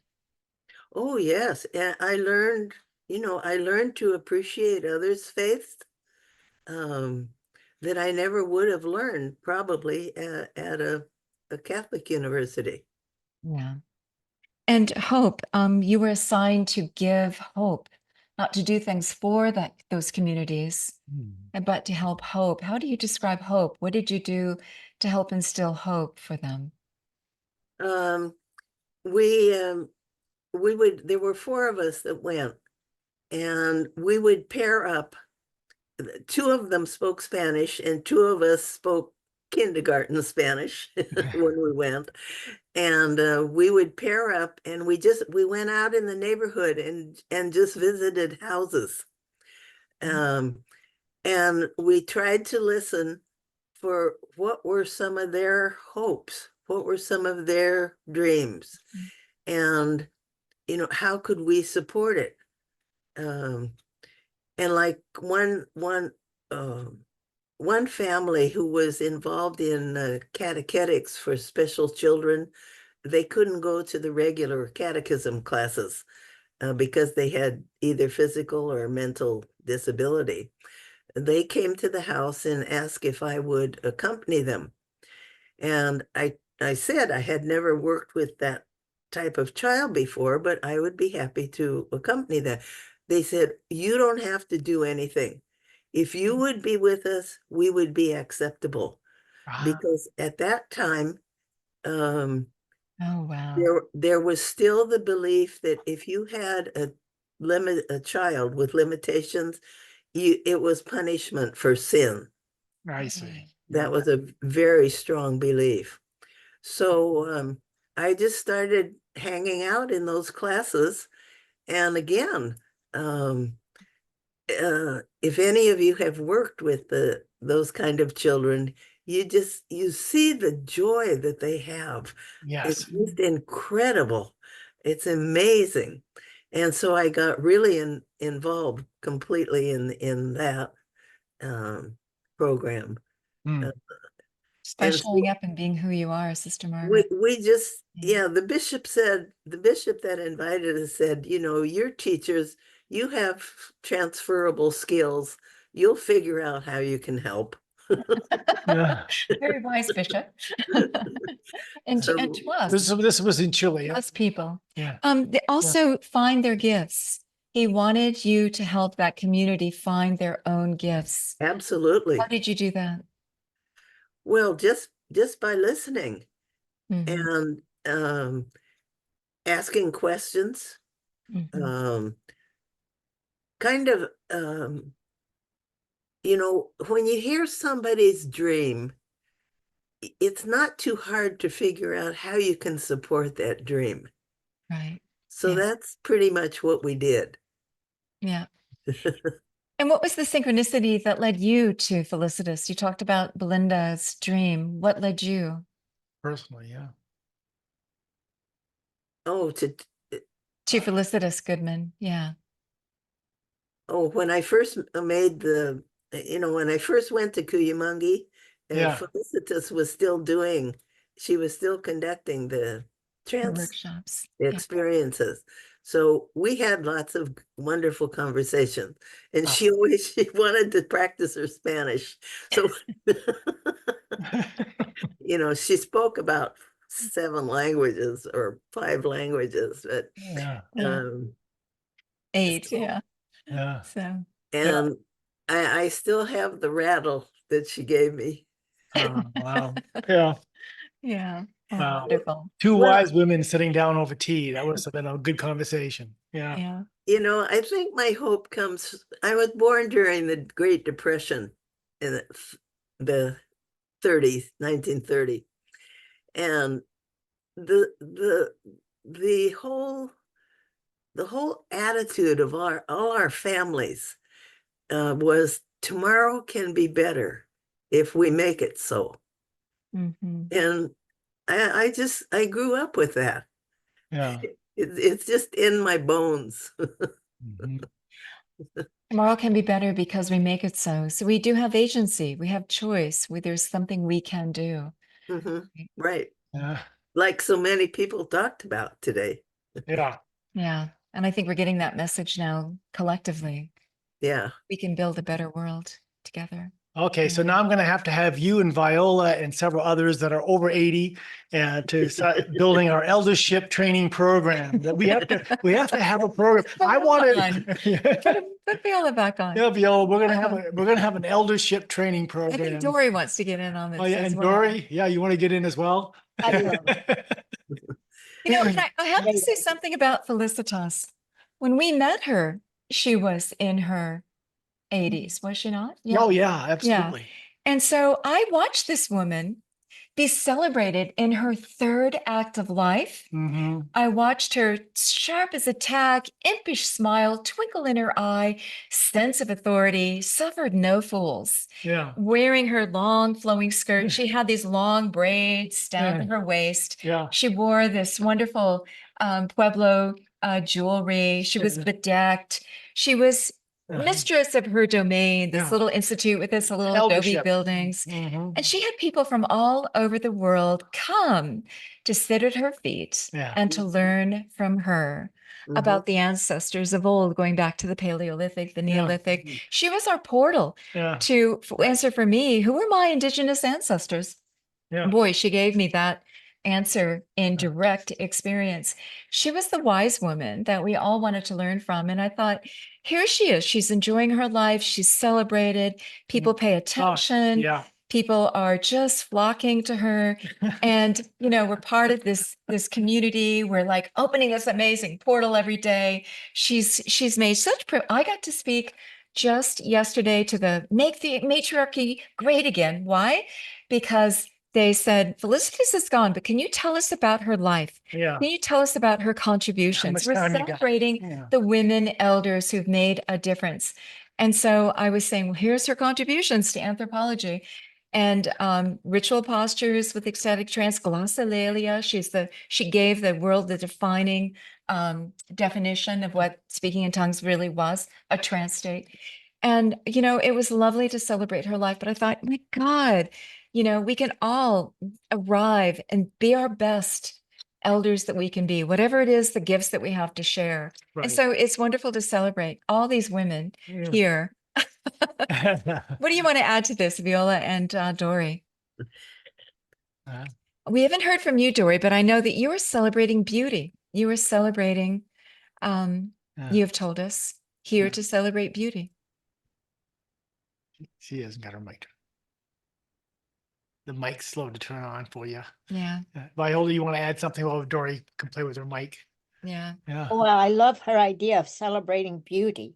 I mean, Peter Donahue is one of my heroes, the poet. And when he was asking about God is, who is God? You know, God is beauty. Beauty is God. Yeah. The good, the true, and the beautiful. I love that. Yes. Yeah. Good to see you, Dory. Yeah. Yeah. Good. Yeah. Are you still working in the library at Cuyamonga? Not recently. No. We haven't been working, but she did a tremendous amount for a couple of years, couple summers, and Boy, do we have the archives. So thank you. All right, so I'm gonna continue. So, appreciate this. Yeah. Thank you all.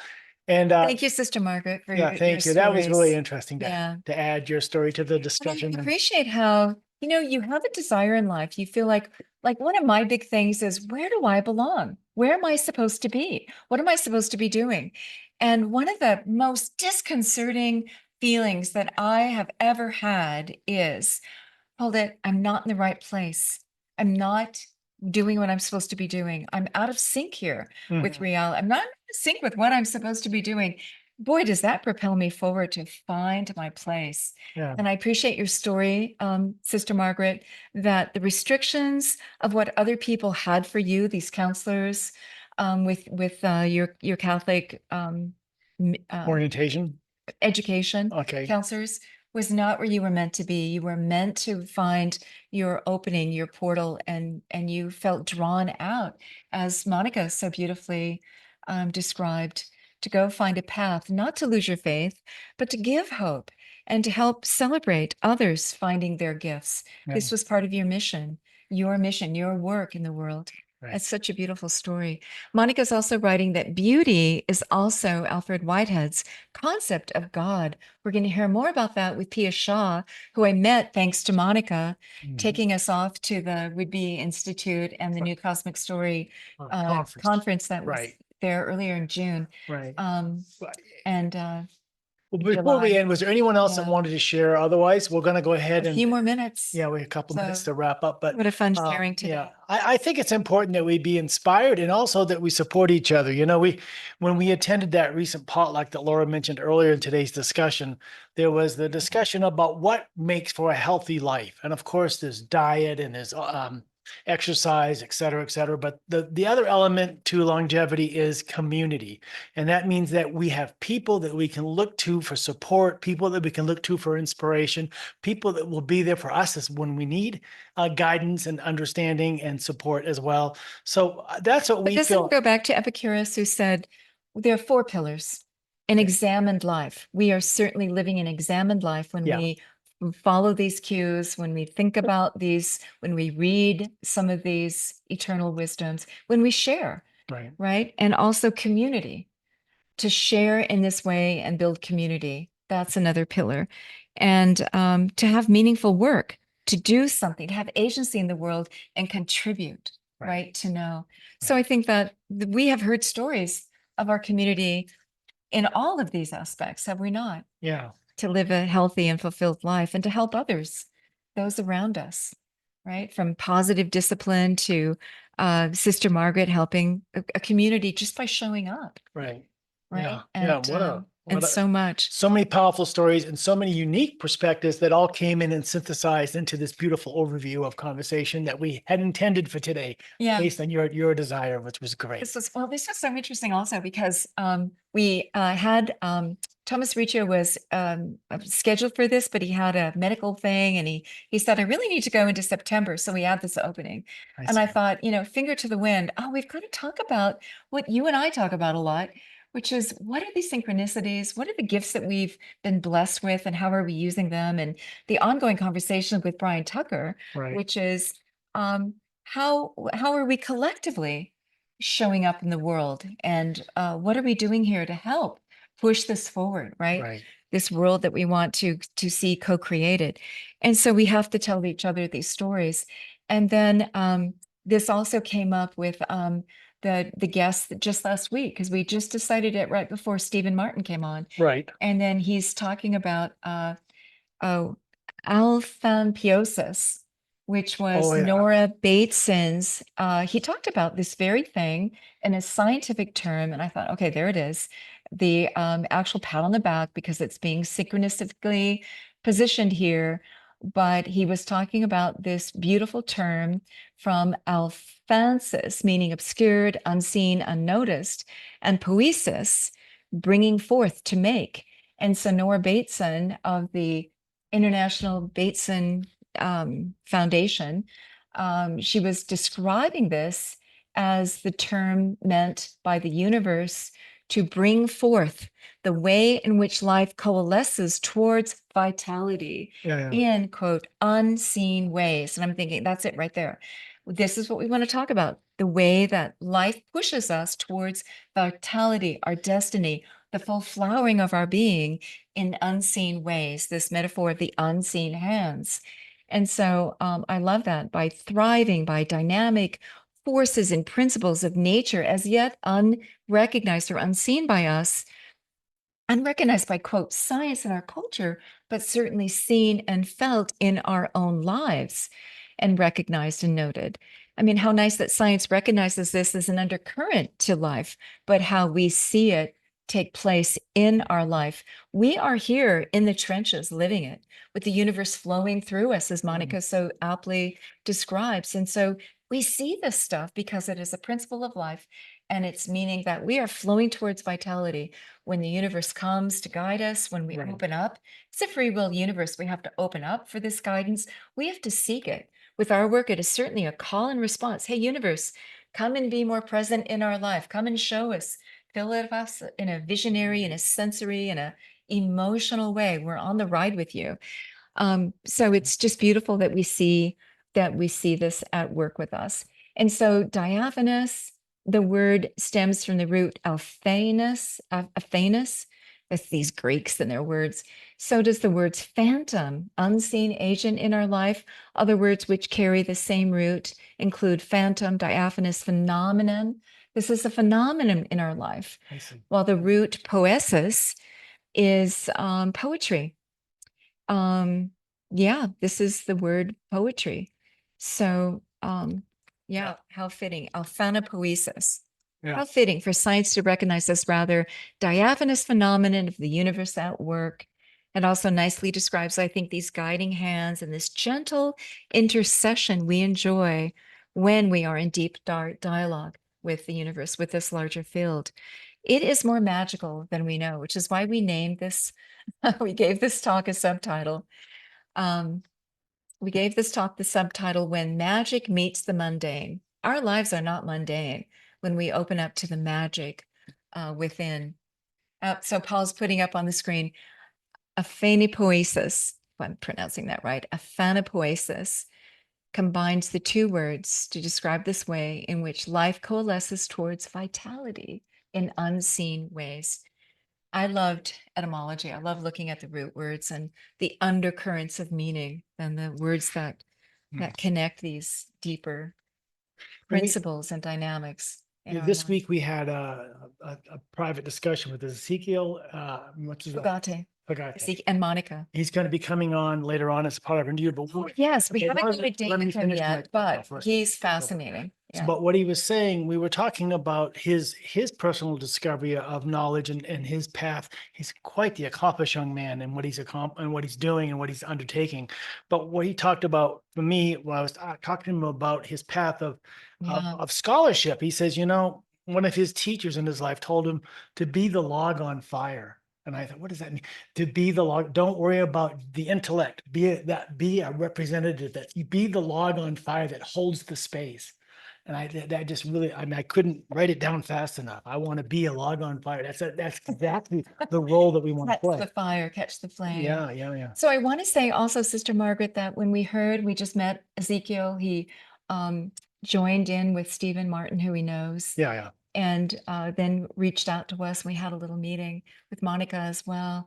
And he told us his story, which was similar to yours, which to say he started out in Yale in engineering, but really didn't want to engineer the back end of ecology. He wanted to engineer the front end so that we wouldn't pollute. Mhm. Why go into engineering to clean up the messes that we make? Why not engineer the front end where we're not creating the messes? We can find ways to Yeah. do it more Yeah. sustainably. And then that led him to community building and to look at ecology and nature and to go out in the field and look at these very communities, Mm. start a school for kids and teens And teaching with these kinds of principles. front end. Yeah. And why not? And so I'm thinking, well, that's what we're trying to do here is write our relationship with ourselves, this meaningful life, examined life, write our relationship with our communities. So talk about this, move the dial through dialogue, and then ultimately reset our worldview so that we are writing our relationship with the world at large. Because how we think about the world and how it works and our place in it is really the foundation of a worldview. And from that, it's how we operate, it's how we show up in the world, it's Yeah. what we do, what are our activities, how we use our agency and our gifts to what end. Mm. Right. So it's all combined. And I want to say that we talked about how we met Felicitas with Sister Margaret and others, but mine was just a sheer moment of synchronicity and agency from somebody else, right? That divine Right. message, because I was looking at cultures on radio, interviewing members of these various cultures in which they're combined philosophy and worldview and medicine and civics and education, everything was coherent Mhm. and felt all of a piece. These ancient traditions had a coherency where everything felt made of a whole Yeah. and made with nature and her principles and with the divine and with community and with nature and really helping us live a full being. And these were indigenous cultures. And so I was posing to our audience one fine Saturday night, well, where are our indigenous ancestors? I'm from the West. I grew up in this culture where it seemed like that all got cut off so early on, cut off at the knees. And then all of this just seems to, we pick up the pieces and we're putting back together, not very coherently, not very beautifully. Where are my indigenous ancestors? And it was a caller from Denver. We were nationally syndicated. A caller from Denver said, oh, you should talk to Felicitas Goodman. She's got quite the answer for you. Yeah. And then I looked her up, followed up, and then boom, watch out how your life is going to change. Was always Go ahead. no. When you say the word we talk about the elders, you talk about indigenous people, you never think of the ancient European aspect of it as well. We just think of other. We say, wait a minute, I don't want to That was pretend. pretty well I don't want to obscured. pretend to be a Native American because I'm not. I can't really be a Yeah. shaman from Uzbekistan or wherever in the world because I'm not from there. It's not my tradition. I'm not from South America. I'm not from Africa. I'm not from these places. I don't have an Asian Firmly background. anchored Where in is our my wisdom culture. tradition and where Yeah. and how can How I do I reach back? participate without co-opting someone else's? How can I be a Mhm. part of it, part of the story, the human story? Where's our piece of the puzzle? That's And what- you know what she said? She said, why don't we go back to Lascaux? Let me tell you what they were doing 30,000 and years the earlier. wisdom traditions and the ritual instructions that they left so that we can join with those ancestors in the eternal now. That's it. Boom, she had me. Here She we had are. me at eternal now. Yeah. There we go. Okay. That's yeah. our story and we're sticking to it. All So right. what So this a has been so fun and fantastic heartwarming. opportunity Thank to you. talk to you all. Thank That's you a for poster all your right there. That's one of our posters. contributions. We're already getting people Yeah. asking. Deborah just mentioned in the chat room. Sarah, Oh, we she get said. to talk She to says you, Barbara. if you're going to do an elders women's group, I want in. So that's Deborah, turn on your microphone. You are a longtime member and student of Felicitas herself. We tried to reach out to you earlier. Where are you? Oh my gosh. Hello. I kept raising my hand, but you didn't seem to see it. And it didn't last on the screen very long. I mean, my little reaction hand, the little Well, yellow here you are hand. now. Tell us your story. All right. Oh, really? In brief. Yeah. I just wanted to. Oh. Our whole region had no internet for a day and a half. Oh, Yeah. Uh, We'll have to catch you another time, Yeah. Deborah, because it's breaking up too much. But she We're has an hearing like every incredible 10 story. words. Yes, and you she, do. She studied directly with Felicitas as well, and we'd love to have that added to the story. Yeah. And when we can make sure you have a good Come and connection. join us also on our community roundtable the first Yeah. Sunday of the month Yeah, as sure. well. We'd love to have you Yeah. join in there. Good. So it's what it's all about. I will do that. Thank you. Thank All you. right. Thank you So, all. Well, well, what a wonderful blessing to go stories. around the circle and to come back to the idea that we do share a common story, a common theme, a common call to adventure, as Joseph Campbell would talk about, and that we're on this journey. And yes, there Collective hero's journey. That's what I think nowadays. We're on our own hero journeys, but we are also on a collective hero journey. And we are meeting the collective mentors, the collective threshold guardians. We are facing a collective dark night of the soul, which we talked about with Randy Morris, right. a Jungian 2 analyst, or 3 weeks not ago, to go. Yeah. And we have a collective gift that we are seeking, and that is, let us connect with this universe in the way that the universe is calling forth from us. We have all the wisdom tradition that's bubbling up again. Thank you, Monica and Brian Swim and others. And so we have this gift to really step into who we truly are as cosmic beings, as those who can reflect the universe back and understand her wisdom and help to be a shining beacon forth of it. Oh my gosh. Brian, did you want to add something? Yeah. I was just so grateful for both of you and the way that you help to ripple and emanate this work out to the rest of us. So I think that's another part that just needs to be heard in bringing us together to share collectively. But I really feel blessed to be in this circle and with you, Laura Lee and Paul. So I'll say that. All right, Monica thanks, with the cat. You haven't said a word, Monica, but we've read all your chat, so you have to have a last word too. Yeah. Yeah. I appreciate, I just put it in there. I just what Brian just said. I appreciate you guys immensely. And yeah. All right, Thank you everybody. all. Well, final This thoughts, is so Laura. I think fun. we've already gone through final thoughts. So Hey, let's and if just you want to join in on the roundtable, you have to email Paul for Yeah. that. final thoughts. Thank you for coming today. What a blessing to have you present. You get the last word for once, huh? Yeah. Okay. And yeah, email us, contact us, find out about our programs, inspire us to do new programs, be a part of the mission. Okay. It's all us are together that we do these things. So, all right. Thank you, Take Sam. care, This is everybody. fun. Thank you, Live everybody. on.